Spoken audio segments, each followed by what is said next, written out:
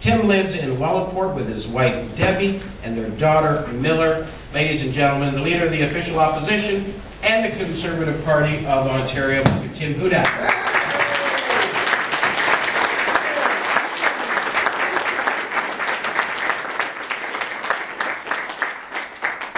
Well, thanks very much, Greg, and friends, thanks very much for taking the time to join with me back here at Cambridge at the Chamber. I actually was here for the grand opening not too long ago as a minister. I had a chance to be here in June. Somebody may have heard me speak then. I'm going to repeat the exact same joke, so please bear with me. Great to be here today. I just want to bring some opening remarks. We can do a bit of Q&A and have a chance to chat a bit. Greg was merciful, however, in leaving out part of my resume before entering into politics. I did work as a border inspector between Fort Erie and Buffalo, New York. That usually gets a bigger reaction. You're all very honest, obviously. But I do want to tell you, and I'm not saying this simply because it's an election year, but if you were a member of the Cambridge Chamber of Commerce and you came through my lane, you went up the highway duty and tax-free each and every time. So friends, let me first offer congratulations to the outstanding work happening here at the Cambridge Chamber. 2,000 members strong, a powerful voice, not only in Cambridge, but respecting the province of Ontario. I learned the 5th largest in Canada, as a matter of fact, in its membership, and your roots dating back to 1924 with the Galt Board of Trade. Although His Worship will tell me, don't start getting that Galt Hespeler argument. Go on. I have been impressed in my time in public life as a minister, leader of the Ontario PC Party as well, with the great work, the representation that comes here from the Cambridge Chamber of Commerce, your intervention with the province and all levels of government to talk about how we can grow a stronger community, how we can incent private sector job creation, and make sure the government gets focused on the basics. And quite frankly, as leader of the PC Party, as I travel the province, whether here in Cambridge or in Cobourg or Cobalt, the best advice I get is from people who are running businesses in the province, moms and dads, students, community leaders, who will give me the goods in an unvarnished, straight way. And I had a great meeting earlier today with members of the board before my introductory comments to talk about how we can ensure our great province, Ontario, leads again and bring change to Ontario. That's what I hear. We need to get on a different path than the one we're on today. We need change in our great province. We can't continue down the path we're on. And friends, I want to be premier to fight for those average, hard-working families who play by the rules, who pay the bills, but are falling farther and farther behind in Ontario today. And quite frankly, when it comes to the current government, they've fallen off the radar screen completely. Now, I think the current Premier, Dalton McGuinty, means well. I think his heart is in the right place. But I think after 8 years in office, he simply lost track of what's happening in households, in small businesses, on the front lines. And also we come up with the problems Ontario faces from very different directions. So let me tell you about 3 different choices that Ontario PC government would make to take us down an entirely different path than the one we're on here in Ontario today. First, we will put our faith in the private sector to be the engine of job creation and growth, not bigger and more expensive government. You know, quite frankly, if bigger government were the solution to all our problems, we'd be in some kind of economic nirvana by now. Government spending has increased under the McGuinty government by 70%, while the economy has only grown by 9% in the last 8 years. That's simply unsustainable.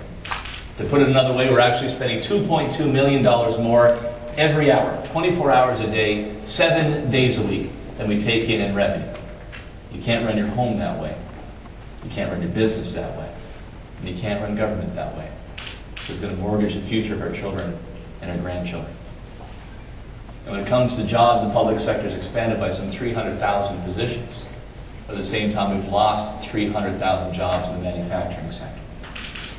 So instead of bigger and more expensive government, I believe government's role is to create the right conditions, the right environment for the private sector to succeed and to create jobs, and then get out of the way.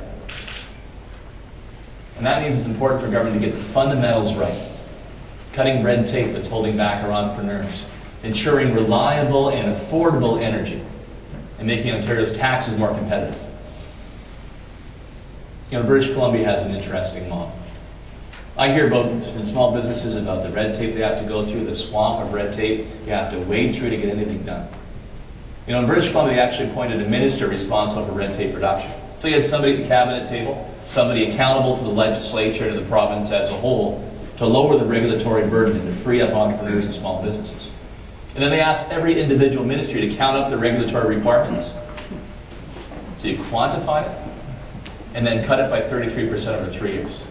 And because they had somebody responsible and accountable, because it was measurable, they actually exceeded their goal and cut the regulatory requirement by 40% to help businesses create jobs again, promote their products, and end that burden of unnecessary red tape. And friends, that's an approach that is sorely needed in the province of Ontario today. And on energy prices, I have just a very different approach than the current government when it comes to energy policy in our province. I think energy is about economic policy, ensuring reliable and affordable energy so businesses can hire again and expand, and that seniors and families can actually pay the bills at the end of the day. This government seems to think it's a social policy. So what does that mean? We need to end these very expensive energy experiments where signing contracts of 80 cents or more per kilowatt hour when the price of power is 5 cents in the marketplace. Now, I don't know, Greg, if you have any members in your association in this business, but any kid who runs a lemonade stand knows that you can't buy lemons for 80 cents and then try to sell a lemonade for a nickel. And that's exactly the policy that we're pursuing when it comes to energy in the province today. Somebody has to pay the difference, and it's driving up bills in our province. Green energy, of course, but it has to be affordable and welcomed in the communities where it's being placed.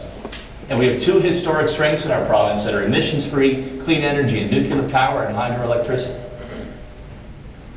Environmentally conscious, but at the same time, affordable to the families who pay the bills.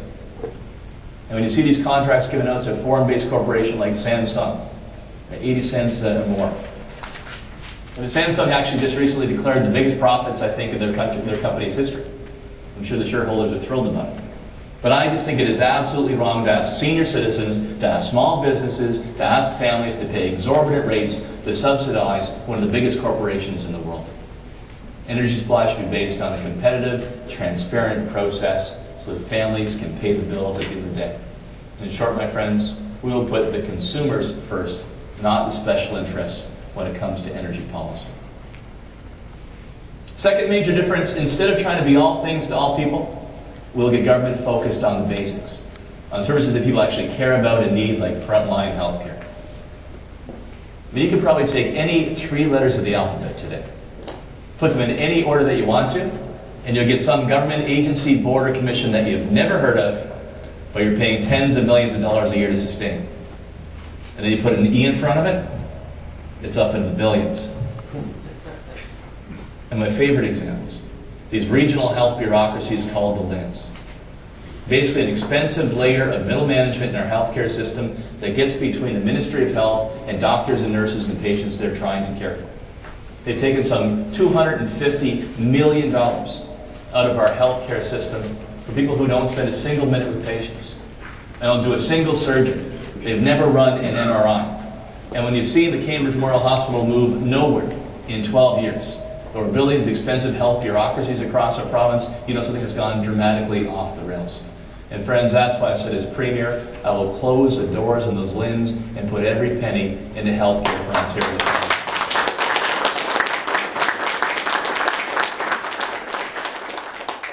And third and finally, we just need to make life more affordable for average, everyday Ontario families. I mean, everywhere I go, I'm hearing about people getting nickel and dime to death. HST 8% more for gas for your car, heat, hydroelectricity. You got a kid in university tuition now, the highest in Canada, auto insurance, energy bills. I mean, it used to be the credit card bill we were afraid of getting in January. Now it's the hydro bill. Families need a break. And I believe fundamentally that families have a chance to catch up, to get their own household budgets back in order, and then they can spend on their priorities. Fixing up the house, putting some money away for their kids' education, taking that family vacation to create those cherished new memories. But either way, to spend in the local economy and help us create jobs again. I want to encourage you to go to our website. It's called haveyoursayontario.ca. We lay out a number of ideas. Some 10,000 people have gone to that site to give their input to date. Whether it's reducing the rate of HST, whether it's phasing in a 2-point reduction, abolishing it on products like gas or heat or hydro, all options are on the table provided it does two things. It gives families the comfort that they can balance their own budget and start spending again in the economy so they can create jobs in Cambridge and across our province. So friends, those are some of the practical ideas that we've brought forward. And they're affordable, they're reasonable, and they're a great start. And will ensure greater growth here in Cambridge and across our province. And in the months ahead, as we get ready for the election campaign, you'll see that full plan to govern that will put families first. We'll make life more affordable.